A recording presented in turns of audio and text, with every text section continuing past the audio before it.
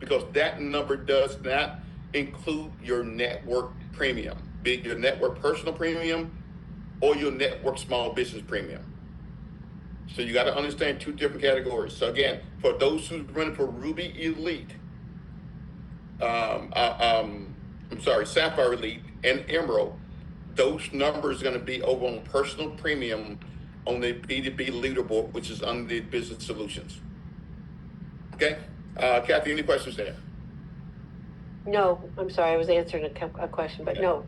So we want to make sure, folks, because so many people are so close, but you're looking at the numbers on the Ruby Elite Gym board, which includes your small business premium, your network small business premium. Again, the network small business premium is a small business sale that's not attached to a group. And you can see those numbers on the gym level leaderboard, but those standalone small business plan without a group, again, will not count for your move to Sapphire or Emerald. Okay.